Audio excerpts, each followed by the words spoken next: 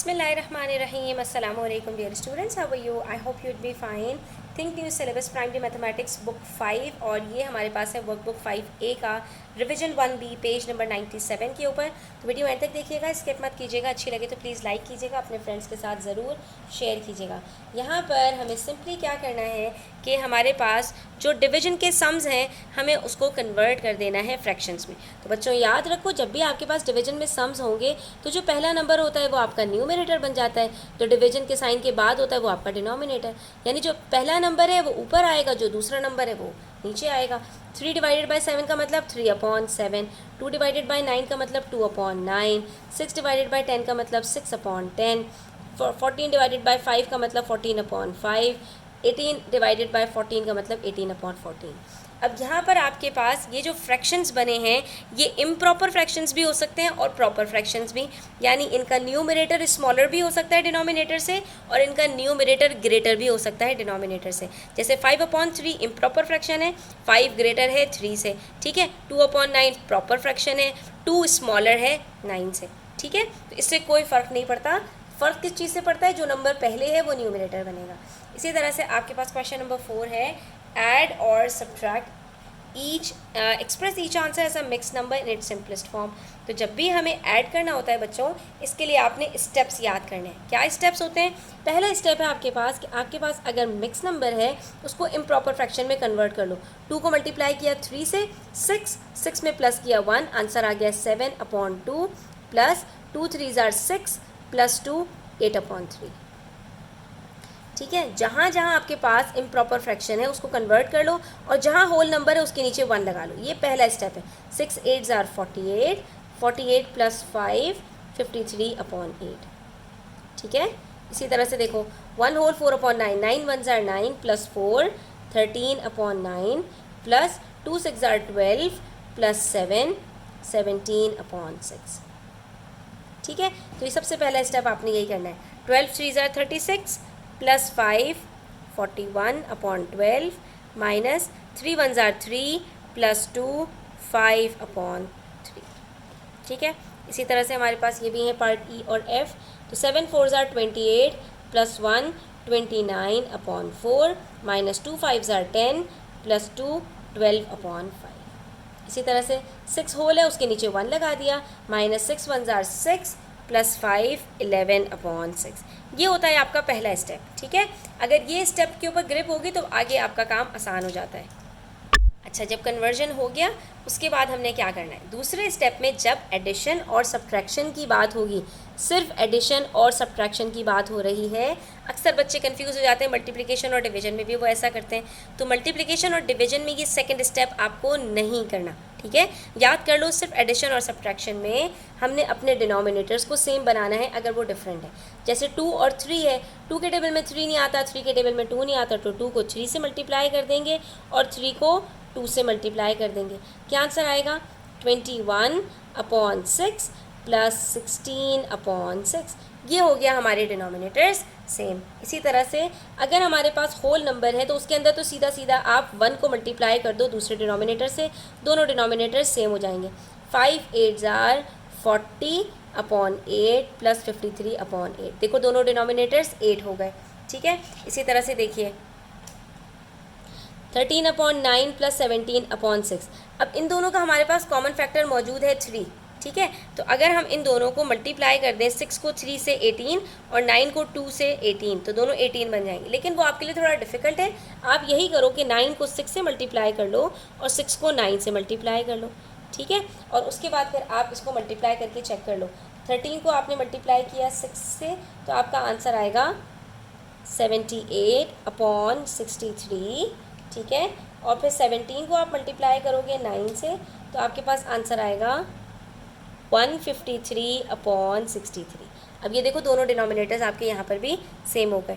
इसी तरह से यहाँ पर 12 और 3 है। अब 12 को 3 से और 3 को 12 से हम मल्टीप्लाई तो कर सकते हैं, बिल्कुल ठीक बात है। अगर आप भूल गए हो तो आप ये कर सकते हो, लेकिन मुझे यहाँ पर नज़र आ रहा है कि 3 के अगर मैं 4 से मल्टीप्लाई कर दूँ तो वो ऑलरेडी जो डिनोमिनेटर दूसरा है उसके बराबर हो जाएगा। तो मैं यहाँ पर 3 को अपने पेयर फैक्टर से मल्टीप्लाई कर रही हूँ, ठीक है। इसको पेयर फैक्टर कहते हैं। यानी 12 का जो है वो पेयर फैक्टर है 3 और 4। 3 भी फैक्टर है, 4 भी फैक्टर है, इसको कहते हैं पेयर फैक्टर। तो अब हम यहाँ पर कर देंगे 41/12 माइनस 20/12। ये मैंने क्यों किया यहाँ पर कि अगर मैं चाहती तो 12 को 3 से मल्टीप्लाई करके 3 को 12 से भी कर सकती थी, लेकिन उससे मेरी कैलकुलेशन लेंदी हो जाती, आंसर बिल्कुल ठीक आता, आखिर में फिर आपको सिंप्लीफाई करना पड़ता, अभी मल्टीप्लिकेशन करना पड़ता, और यहाँ पर 12 को 3 से मल्टीप्लाई करते, ऊपर 41 है, 41 को भी 3 से मल्टीप्लाई करना पड़ता, तो ये कैलकुलेशंस लेंदी हो जाती, इसलिए हम ऐसा नहीं करते। ठीक है, अच्छा, उसके बाद है हमारे पास यहाँ पर 29/4 माइनस 12/5। अब जहाँ मजबूरी है वहाँ तो करना ही पड़ेगा, तो 29/4 के अंदर हम क्या करेंगे, इसको 5 से मल्टीप्लाई कर देंगे, इसको 4 से मल्टीप्लाई कर देंगे। अब यहाँ पर आपने एक चीज़ ध्यान में रखनी है कि जिस नंबर को भी हम डिनोमिनेटर से मल्टीप्लाई कर रहे हैं उसी नंबर से हम इसको न्यूमरेटर को भी मल्टीप्लाई करेंगे, वरना आंसर हमारा गलत हो जाएगा। अब यहाँ पर 29 को जब आप 5 से मल्टीप्लाई करेंगे तो आपके पास आंसर आएगा 145/20 माइनस 12 को 4 से मल्टीप्लाई करोगे तो 12 का टेबल याद कर लो आप लोग, कि तो आसान है, 48/20 आ जाएगा। अब यहाँ पर भी हमारे पास होल नंबर है, होल नंबर के अंदर हमने सीधा सीधा दूसरे डिनोमिनेटर से मल्टीप्लाई करके दोनों को सेम बना लेना है, तो ये क्या बन जाएगा हमारे पास 36/6 माइनस 11/6, सिंपल। ठीक है, अब ये हो गया हमारा सेकेंड स्टेप एडिशन और सब्ट्रैक्शन के अंदर। उसके बाद क्या है, कुछ भी नहीं है, जो डिनोमिनेटर है उसको उठाकर आप एज इट इज़ लिख देंगे, और जो न्यूमरेटर है आपके पास उसको आपने ऐड कर देना है या सब्ट्रैक्ट कर लेना है। तो 21 में 16 प्लस कीजिए, 31 37, ये आंसर आ गया आपका 37/6। फिर 40 + 53 करोगे तो क्या आंसर आएगा 93/8।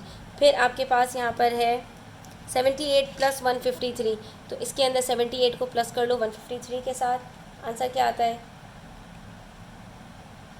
231/63। अब ये मुझे यहाँ पर नज़र आ रहा है कि ये दोनों 3 से भी सिंप्लीफाई हो रहा है, इससे पहले कोई नंबर कहीं से सिंप्लीफाई नहीं हो रहा था, तो हम इसको सिंप्लीफाई भी करेंगे।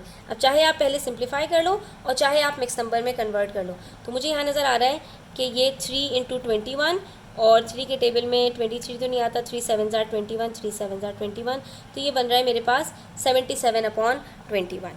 ठीक है, और मज़ीद सिंप्लीफाई भी हो रहा है, 7 से भी सिंप्लीफाई हो रहा है, 7 से भी कर लेते हैं, 7 3 = 21, 7 11 = तो ये बन गया मेरे पास 11/3। ठीक है, इस तरह से हमने करना है इसको सिंप्लीफाई भी।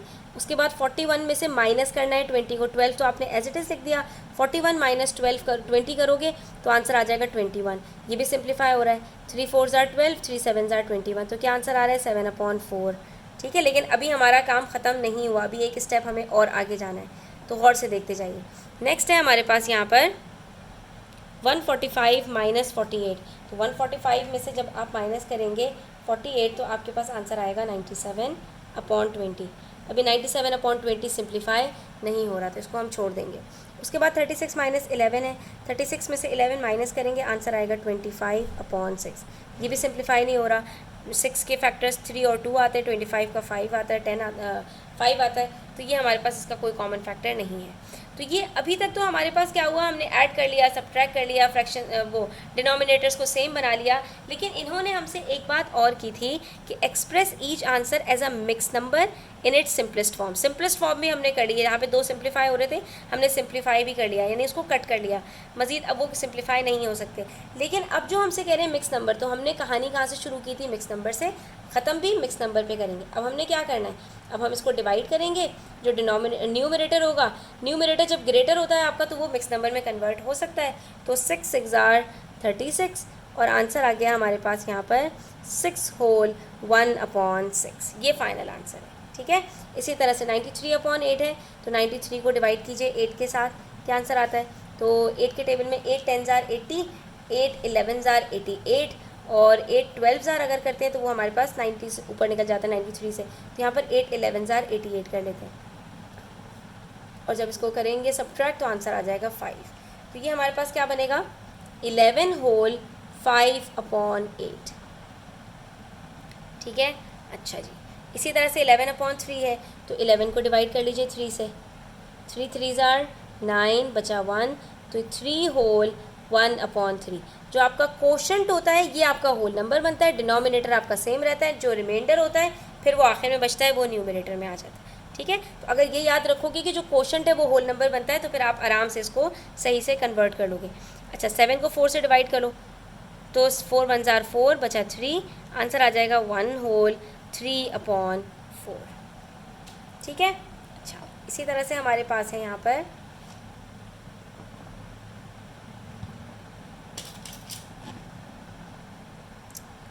97/20, तो इसको भी हम कर लेते हैं कन्वर्ट। 25 जार 100 होता है, इसका मतलब है 24 जार 80 लेना पड़ेगा यहाँ पर। अब ये टेबल्स आप लोग करते करते आप लोगों को भी इसकी प्रैक्टिस हो जाएगी। क्या बचेगा यहाँ पर हमारे पास 17, तो इसका आंसर आएगा हमारे पास 4 होल 17/20। इसी तरह से 25/6 है, तो 6 4 जार 24 होता है, तो 4 होल 1/6 आंसर आना चाहिए इसका। चेक कर लेते हैं। 6 4 जार 24 बचा 1, तो ये आंसर आ गया 4 होल 1/6। और यहाँ पर हमारा आज का काम ख़त्म होता है। आई होप स्टूडेंट्स कि आपको ये क्लियर हुआ होगा कि हमने इसको किस तरह से मिक्स नंबर्स में कन्वर्ट किया, मिक्स नंबर से सबसे पहले कैसे इम्प्रॉपर फ्रैक्शन में कन्वर्ट किया, फिर इम्प्रॉपर फ्रैक्शन में कन्वर्ट करने के बाद कैसे डिनोमिनेटर्स को सेम बनाया, डिनोमिनेटर्स को सेम बनाने के बाद हमने ऐड या सब्ट्रैक्ट किया न्यूमरेटर्स को, डिनोमिनेटर को एज इट इज़ लिख दिया, फिर जो हमारा आंसर आया उसको हमने पहले सिंप्लीफाई किया और फिर हमने उसको दोबारा से मिक्स नंबर में कन्वर्ट कर लिया। आप चाहें तो पहले मिक्स नंबर में कन्वर्ट कर लें और फिर आप इसको इम्प्रॉपर फ्रैक्शन इसको आप सिंप्लीफाई कर लें, आपकी मर्ज़ी है। ठीक है, तो आज के लिए इतना ही। अपना ख्याल रखिएगा। चैनल पर नए हैं तो सब्सक्राइब करते जाइएगा। अल्लाह हाफ़िज़।